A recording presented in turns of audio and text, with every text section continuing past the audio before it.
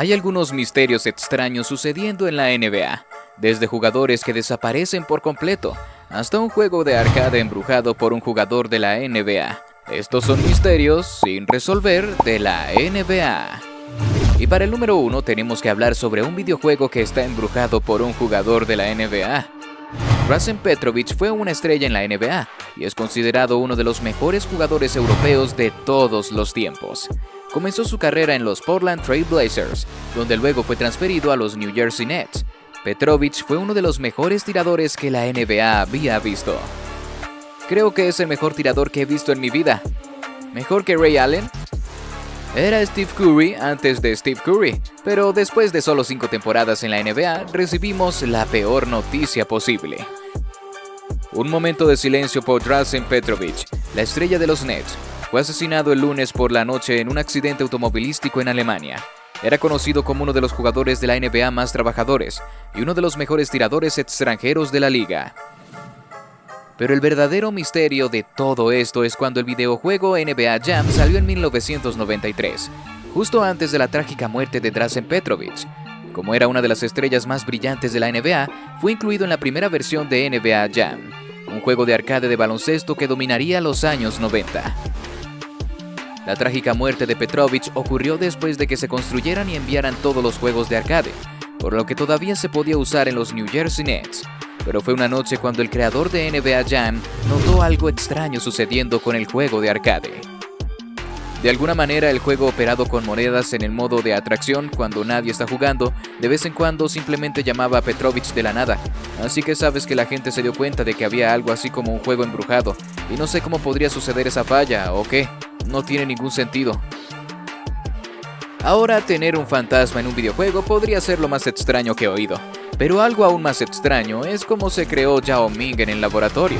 Yao Ming era un centro chino de 7 pies y 6 pulgadas con las habilidades de un guardia y el tamaño de un rascacielos. Pero, ¿sabías que fue criado para convertirse en el mejor jugador de baloncesto chino de todos los tiempos? El gobierno chino quería poner a China en el mapa del baloncesto, así que decidieron criar al mejor jugador de baloncesto que el país haya visto. Unieron a los 2 jugadores de baloncesto más altos que pudieron encontrar. Su madre medía 6 pies y 3 pulgadas, y su padre 6 pies y 7 pulgadas. Tan pronto como nació, fue inmediatamente sometido a un tratamiento especial y entrenamiento de baloncesto. Sus padres sabían que había nacido solo para jugar baloncesto, y estuvo rodeado de él tanto que incluso llegó a odiarlo. Y al parecer los científicos le estaban dando misteriosas pociones para ayudar a aumentar su altura, su resistencia y su fuerza de manos. Pero supongo que funcionó porque Yao es el jugador más alto del Salón de la Fama. Ahora, si hablamos de los misterios más extraños en la NBA, no podemos olvidar el árbitro que fue enviado a la cárcel. Tim Donaghy fue un árbitro de la NBA que en 2007 estaba en medio de una investigación del FBI por apostar en juegos de la NBA. Habría apostado en juegos que estaba arbitrando, haciendo llamadas para asegurarse de que sus apuestas siempre fueran acertadas. También usaría un lenguaje codificado para informar a los jugadores sobre las lesiones de otros jugadores y otra información importante durante los juegos. Donaghy admitió que un cierto juego en los playoffs de la NBA de 2002 estaba completamente amañado, porque los árbitros de la NBA pasaron por alto descaradamente ciertas llamadas en los jugadores y las llamaron en otros, y la razón por la que lo hicieron fue porque era en el mejor interés de la NBA de agregar otro juego a la serie. Nunca dijo qué juego era, pero dijo que era el 6º juego de la serie, y el único que llegó al 7º fue la final de la Conferencia del Oeste, Lakers vs Kings. Abiertamente admitió que era el hombre de confianza de la NBA. Lo pusieron en los juegos 6 para asegurarse de que llegaran al 7º juego, y ese fue uno de los juegos más polémicos en la historia de la NBA. Y cuando hablas de 3 árbitros supuestamente haciendo tantos errores en un juego de final de la conferencia, ¿sabes dónde en América puedes desempeñarte en tu trabajo tan pobremente y aún así pasar al siguiente nivel y jugar en las finales de la NBA para obtener otro bono de $20,000? Aunque uno de los mayores misterios de la NBA rodea al gran Michael Jordan. Esto se debe a que cuando estaba en la cima del mundo después de ganar 3 campeonatos consecutivos, se retiró misteriosamente. Era 1993, y a los 30 años, Michael Jordan acababa de liderar a los Chicago Bulls hacia el tercer three-peat en la historia de la NBA. En octubre de ese año, en la cima de su carrera, MJ anunció su retiro, y sorprendió al mundo entero. Dijo que tenía una falta de deseo de jugar el juego al mismo nivel de intensidad, y que ya había demostrado ser el mejor de todos los tiempos. Era hora de que Scottie Pippen saliera de su sombra y para que Phil Jackson continuara dirigiendo al más alto nivel. En julio de 1993, el padre de MJ fue asesinado. Siempre fue el sueño de su padre que MJ jugara béisbol, así que esta era su oportunidad de dejar el baloncesto mientras aún estaba en la cima para perseguir el sueño de su padre. Pero, ¿qué pasaría si te dijera que puede haber una razón secreta para el retiro de MJ? Jordan era conocido como un jugador de apuestas, y eso lo metió en muchos problemas. Después de ganar su segundo campeonato en 1992, fue llamado al juicio de James Bauer. Bowler era un conocido traficante de drogas convicto que estaba en posesión de un cheque personal firmado por Michael Jordan por $57,000. Al principio Jordan dijo que era un préstamo comercial. Sin embargo, bajo juramento, MJ admitiría que era un pago por sus pérdidas de juego que ocurrieron en un solo fin de semana. Antes del segundo juego de las finales de la Conferencia del Este, MJ fue visto en un casino temprano en la mañana antes del juego. Después de ganar su tercer campeonato en 1993, la NBA lanzó una investigación sobre los problemas de juego de Jordan para ver si violó alguna de las reglas de la liga. Solo 4 meses después de que esto se anunciara, también anunció su retiro.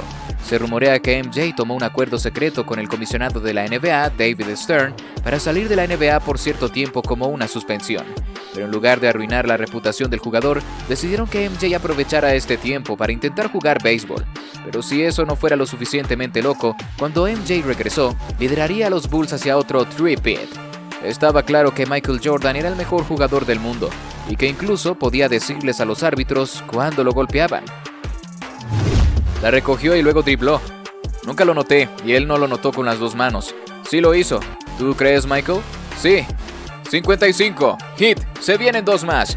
Michael, nunca vi que le pusiera las 2 manos, pero te creo. Creí haber visto que solo le puso una sola mano.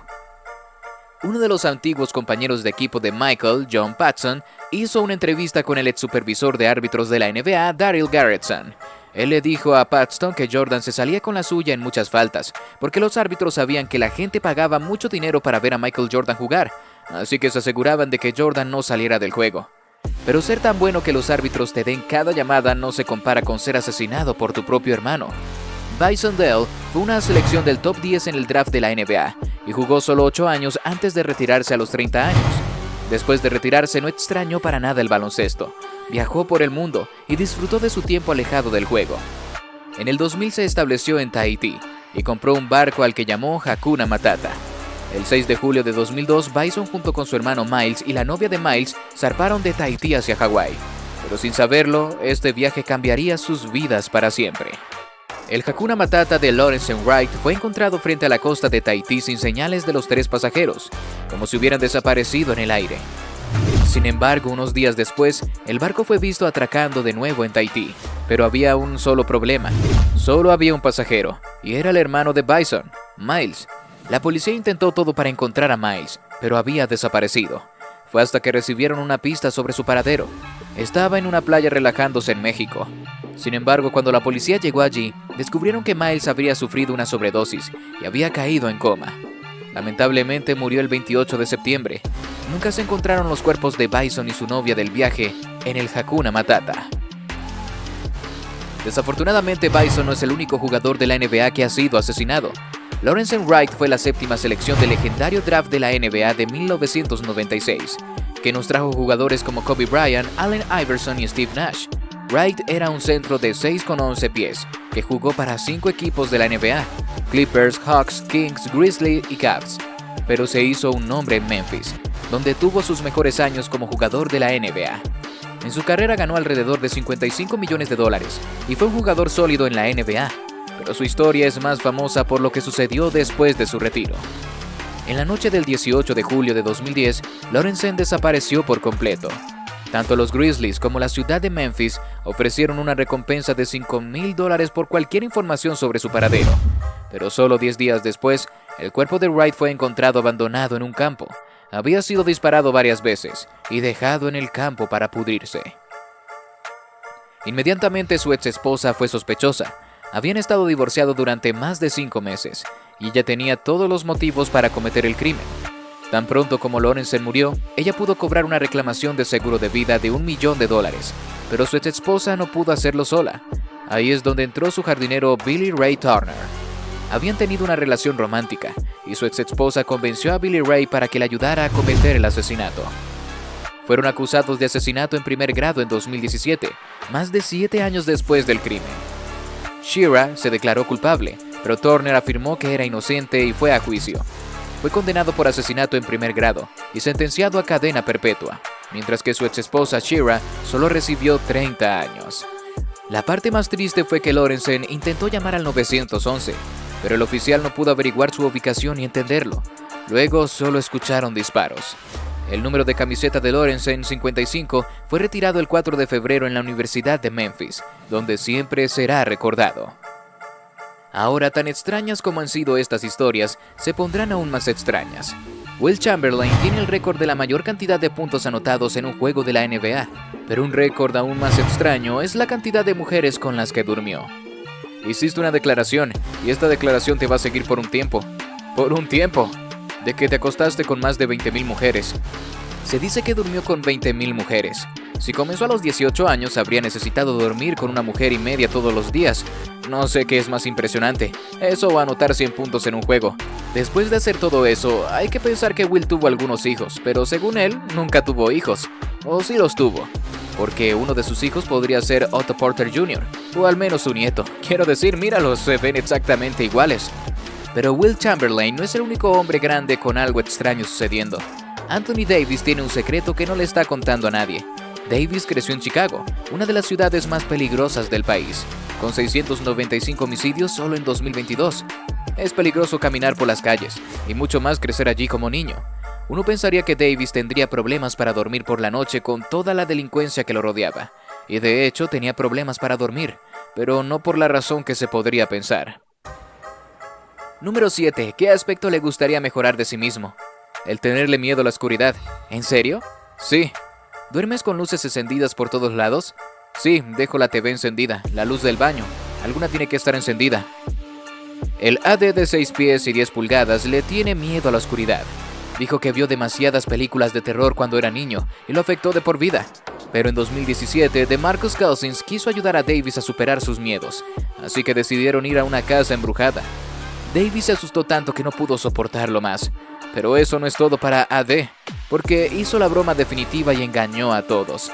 Hace 5 años, en el Día de los Tontos de abril, cuando sus cejas casi le quitan sus poderes, realmente no engañó a nadie. Pero Kevin Garnett sí confundió al mundo entero. Fue uno de los mejores grandes hombres que alguna vez haya jugado, e incluso después de su carrera estuvo en el centro de atención en su programa Área 21, que duró 3 años y terminó en 2019.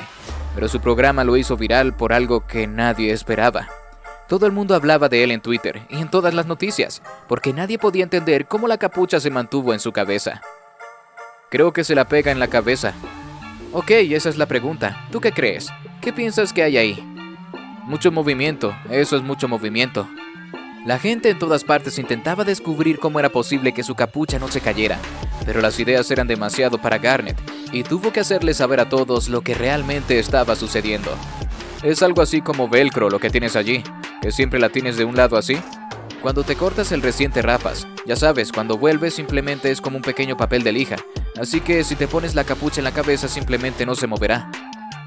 Ahora tenemos que hablar de uno de los jugadores de baloncesto más altos de todos los tiempos, Manute Bol.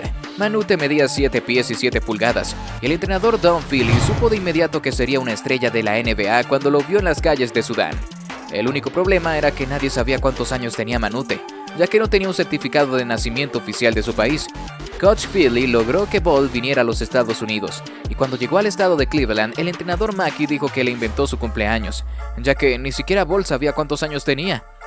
Explicó que Manute tuviera 23 años, pero en ese momento cree que podría haber estado en sus 40. Y cuando fue seleccionado en la segunda ronda del draft de la NBA de 1985, su compañero de equipo notó algo extraño. Solía decir que tenía 35 años, pero yo estaba en la banca mirando todos los círculos y cicatrices alrededor de su cabeza, y un día le pregunté a Manute, ¿qué son todas esas cicatrices en tu cabeza? Manute dijo, bueno, el hombre blanco perdió mi certificado de nacimiento en la selva, así que cada 5 años tomo una piedra y me corto la cabeza. Su compañero de equipo decidió contar las cicatrices y se dio cuenta de que Manute Bol tenía 55 años. Pero eso no es lo mejor de esta historia, porque cuando se le preguntó sobre el peso de Manute Bol, su compañero de equipo dijo que lo dejaban beber todo el tiempo, por lo que él bebía cervezas Heineken todo el día para ayudarlo a ganar peso. Así que Manute Bol nunca jugó sobrio un solo juego de baloncesto. Se ponía toda su ropa al final, así que después de salir de la lucha se ponía los calcetines y eso era todo. Simplemente caminaba por el vestuario desnudo bebiendo Heinekens. Manute se retiró a los 32 años y falleció a los 47. Sin embargo, es posible que nunca sepamos su edad real. Pero algo que sí sabemos es que algo extraño estaba sucediendo en el draft de la NBA de 1985. Patrick Ewing es uno de los mejores jugadores que ha vestido la camiseta de los Knicks. Es casi imposible no verlo como un Knick, y la NBA se aseguró de que fuera a Nueva York en la noche del draft. En 1985, Ewing era el número 1 en todas las listas, promediando 15,3 puntos, 9,2 rebotes y 3,4 bloqueos por juego para Georgetown. Era el jugador perfecto para un equipo de la época, en que los centros dominaban la NBA. Nueva York es un mercado enorme, y la NBA haría cualquier cosa para asegurarse de que los Knicks fueran buenos de nuevo. El sistema de lotería consistía en grandes sobres colocados en una esfera, y el logo del equipo que se sacaba obtenía la primera selección general. Antes de que Stern sacara un sobre, claramente respiraba profundamente, sabiendo lo que tenía que hacer a continuación. Y como puedes ver, cuando este tipo pone los sobres, solo uno golpea la barra. Y aquí puedes ver que el sobre con el logo de los Knicks tiene una arruga en la esquina. Pero incluso es más loco que eso, porque se rumorea que este sobre también estaba congelado antes de ser colocado en la esfera. De esa manera Stern sabía exactamente qué sobre sería para los Knicks porque estaría frío, pero nunca se confirmó nada. Así que solo tenemos que asumir que los Knicks tuvieron suerte con uno de los mejores hombres de todos los tiempos. Pero un misterio que aún sigue sin resolverse es cómo Markelle Fultz olvidó cómo tirar la pelota.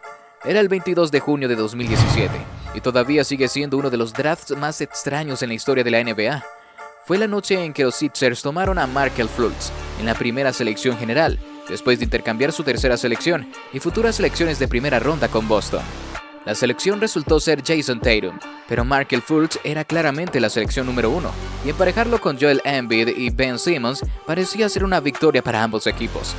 Hasta que Markelle Fultz olvidó cómo tirar la pelota, convirtiéndose de una futura superestrella a un hombre que ni siquiera podía lanzar tiros libres. Markelle fue diagnosticado con el síndrome del opérculo torácico el 4 de septiembre de 2018.